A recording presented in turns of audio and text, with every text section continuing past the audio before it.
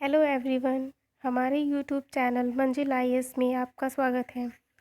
आज हम current affairs की क्विज़ करेंगे। आप सभी को करंट अफेयर्स की one liner PDF Telegram group पे प्रतिदिन उपलब्ध कराई जाती है और उसकी क्विज़ अब हम यूट्यूब चैनल पे डेली करेंगे। तो आज की हमारी क्विज़ का पहला क्वेश्चन है, हाल ही में जर्मनी में भारत का नया राजदूत किसे नियुक्त किया गया है? आपके पास चार ऑप्शंस हैं, हरीश पर्वथनेनी, विधु नायर, राहुल श्रीवास्तव, गौरव अहलूवालिया। आपका करेक्ट आंसर है हरीश पर्वथोनी। आपका करेक्ट आंसर क्या है? हरीश पर्वथनेनी। हरीश पर्वथनेनी एक वरिष्ठ राजनायक हैं। कौन है? वरिष्ठ राजनायक हैं।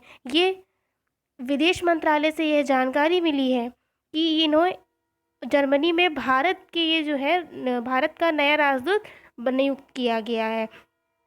ये विदेशी सेवा में 1990 बैच के अधिकारी रहे हैं। ठीक है, इस समय विदेश मंत्रालय के दिल्ली हेडक्वार्टर में ये अतिरिक्त सचिव के रूप में कार्यभार संभाल रहे हैं। ठीक है, हमारा नेक्स्ट क्वेश्चन है, चीन ने अपने राष्ट्रीय पाठ्यक्रम में निम्न में से किसके विचार शामिल करने एवं पढ़ाने को अनिवार्य कर दिया है? तो हमारा इसमें करेक्ट ऑप्शन है, चार ऑप्शन है। चीन के पूर्व राष्ट्रपति जियान जेमिन, चीन के राष्ट्रपति श्री शी जिनपिंग, चीन के पूर्व राष्ट्रपति हु जिनताओ, चीन के पूर्व राष्ट्रपति सुन यात सेन। तो हमारा करेक्ट ऑप्शन क्या है? इसमें से हमारा करेक्ट ऑप्शन है चीन के राष्ट्रपति शी जिनपिंग। ठीक है, ये कहा गया है जो चीन में जो प्राथमिक स्तर के स्कूलों से लेके यूनिवर्सिटी तक के जो कोर्सेज हैं उनमें जो राष्ट्रपति शी जिनपिंग है इनके विचारों को पढ़ाया जाएगा। यानी कि चीन के जितने युवा हैं उन सबको पढ़ना अनिवार्य है। चीन के शिक्षा मंत्री के अकॉर्डिंग ये कहा गया है कि शी जिनपिंग के विचार पाठ्यक्रम में अगर हम शामिल करते हैं तो जो चीन के जो युवा हैं उनमें क्या होगा? तो उनमें मार्क्सवादी विचारधारा स्थापित करने में उन्हें क्या मिलेगा? सहयोग मिलेगा। ओके, चलिए नेक्स्ट क्वेश्चन हमारा क्या है? तो नेक्स्ट क्वेश्चन है हमारा, वैश्विक संपत्ति सलाहकार फर्म कुशमैन वेकफील्ड की तरफ से जारी विनिर्माण जोखिम सूचकांक 2021 में निम्न में से कौन सा देश प्रथम स्थान हासिल किया है? तो हमारा करेक्ट ऑप्शन है चीन। हमारा करेक्ट ऑप्शन क्या है? चीन। किसने प्रथम स्थान हासिल किया है? तो चीन ने प्रथम स्थान हासिल किया। सेकंड स्थान पर कौन है? तो सेकंड स्थान पे हमारा भारत है। सेकंड स्थान पे हमारा भारत है। और बात करते हैं थर्ड की, तो थर्ड में है अमेरिका, फोर्थ में है कनाडा और चेक गणराज्य का स्थान है फोर्थ, इंडोनेशिया का स्थान है 6। ठीक है, तो आगे बढ़ते हुए क्रम में आगे बढ़ते हुए चलते हैं। फोर्थ क्वेश्चन है, न्यूयॉर्क की पहली गवर्नर निम्न में से कौन बन गई है? तो आपके पास ऑप्शन है Salima Mazari, Janet DiFiore, Nikki Haley और कैथी होचल। करेक्ट ऑप्शन है हमारा कैथी होचल। ये इन्होंने न्यूयॉर्क के स्टेट कैपिटल में शपथ ली है और इनकी शपथ एक ऐतिहासिक क्षण रही है क्योंकि इन्होंने जो न्यूयॉर्क की जो महिलाएं हैं उन्होंने पुरुष प्रधान राजनीति जो है उसकी व्यवस्था के खिलाफ अपनी आवाज़ बुलंद की है। नेक्स्ट क्वेश्चन है, अफगानिस्तान में भारत द्वारा लोगों को एयरलिफ्ट करने के अभियान को निम्न में से क्या नाम दिया गया है? आपको पता ही है अफगानिस्तान और तालिबान की होड़ में भारत ने क्या किया है, जो अफगानिस्तान से लोगों को विमान के जरिए वापस लाया गया है। कहाँ से लाया गया है? तो काबुल से लाया गया। अफगान ने तालिबान पे कब्जा किया, उसके बाद काबुल से भारतीयों को भारत लाने में जिस विमान से भारतीयों को भारत लाया गया है और इस जटिल मिशन को उन्होंने क्या नाम दिया है? तो इस मिशन को नाम दिया गया हुआ है ऑपरेशन देवी शक्ति। क्या नाम दिया गया है? ऑपरेशन देवी शक्ति। अब तक सरकार कुल कितने लोगों को वापस ला चुकी है? तो अब तक सरकार कुल 800 लोगों को वापस ला चुकी है। पहली बार 16 अगस्त। कब? 16 अगस्त को काबुल से कितने? 40 यानी कि 40 कहाँ लेकर आई थी? दिल्ली में लेकर आई थी। ठीक है। और इस मिशन का क्या नाम दिया? इस जो अफगानिस्तान के काबुल से भारत आए यात्रियों को जो मिशन है इसका क्या नाम दिया गया है? तो इसका नाम दिया गया है ऑपरेशन देवी शक्ति। नेक्स्ट, निम्न में से किस आईआईटी संस्थान ने भारत का पहला स्वदेशी मोटर चलित व्हील चेयर वाहन विकसित किया है?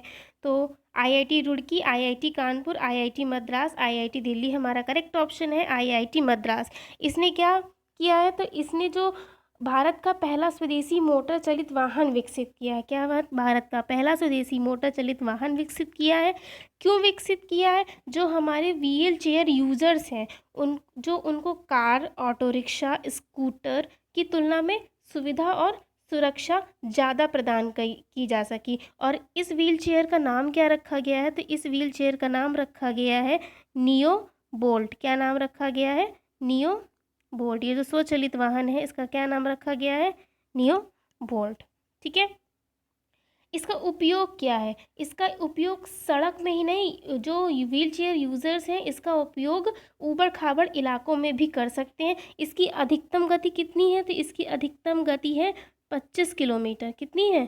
25 किलोमीटर प्रति हावर। और ये प्रति किलोमीटर, 1 किलोमीटर 1 आवर। इसका जो प्रति चार्ज है वो भी 25 किलोमीटर तक है, कि मतलब 25 किलोमीटर प्रति घंटा 25 किलोमीटर तक यात्रा कर सकते हैं। नेक्स्ट क्वेश्चन है, निम्न में से किस देश ने 3 साल की उम्र के बच्चों के लिए एंटीबॉडीज परीक्षण शुरू कर दिया है? पाकिस्तान, अफगानिस्तान, नेपाल, इजराइल। तो हमारा करेक्ट ऑप्शन है इजराइल। इजराइल ने क्या किया है? इजराइल ने 3 साल के बच्चों में एंटीबॉडी परीक्षण को स्टार्ट कर दिया है। ठीक है। पहले इसने 12 ईयर के बच्चों और उससे अधिक वालों में वैक्सीनेशन स्टार्ट किया था। इस इजराइल का जो राष्ट्रीय सीरोलॉजिकल सर्वेक्षण है उसके अकॉर्डिंग 3 से 12 साल तक के जो स्टूडेंट है उस पर केंद्रित किया जा रहा है, जो अभी तक वैक्सीनेशन के योग्य नहीं है। ठीक है। नेक्स्ट है, भारत के किस देश की सीमा के पास 11,000 फीट की ऊंचाई पर सबसे ऊंचे हर्बल पार्क का उद्घाटन किया गया है? तो इसके बारे में जानना ज़रूरी है। भारत के किस देश की सीमा के पास? तो ये जो हर्बल पार्क है इसको हम जानेंगे। ये हर्बल पार्क कहाँ है? सबसे पहले तो उत्तराखंड में है।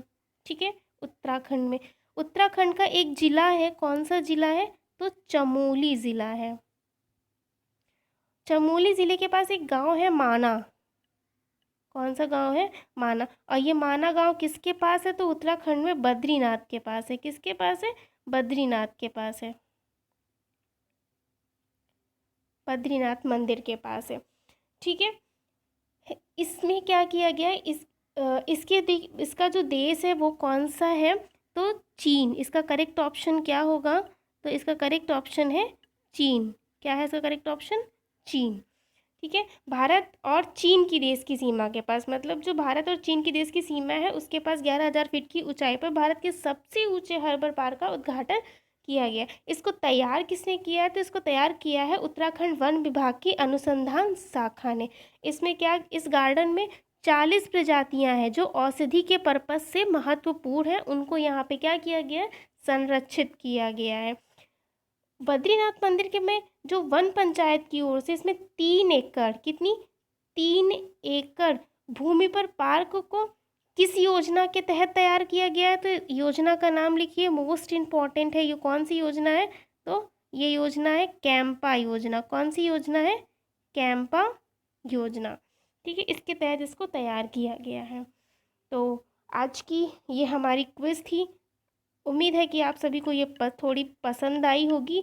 और आज से हम इसकी जो PDF है और इसकी जो उत्तर की व्याख्या है वो आपको हमारे टेलीग्राम ग्रुप पे मिल जाएगी। हमारा ज्वाइन करने के लिए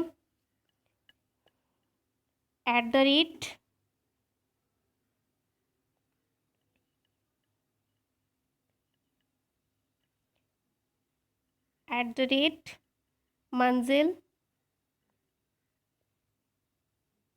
IS_सपना, जिसका लिंक आपको डिस्क्रिप्शन बॉक्स पे मिल जाएगा। आप सभी लोग इसकी PDF और व्याख्या जानने और डेली वन लाइनर करंट के लिए हमारे टेलीग्राम ग्रुप को ज्वाइन करें, सब्सक्राइब करें, शेयर करें। Thank you.